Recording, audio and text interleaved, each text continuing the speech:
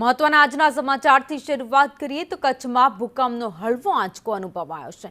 2.7ની તીવ્રતાનો ભૂકંપનો આંચકો અનુભવાયો છે। ખાવડા પાસે વહેલી સવારે આ ભૂકંપનો આંચકો અનુભવાયો હતો। ભૂકંપનું કેન્દ્રબિંદુ ખાવડાથી 24 કિલોમીટર દૂર નોંધાયું છે। તો કચ્છમાં ફરી એકવાર ભૂકંપનો હળવો આંચકો અનુભવાયો છે। ખાવડા પાસે વહેલી સવારે આંચકો અનુભવાયો હતો। 2.7ની તીવ્રતાનો આ ભૂકંપનો આંચકો છે। ભૂકંપનું કેન્દ્રબિંદુ ખાવડાથી 24 કિલોમીટર દૂર છે।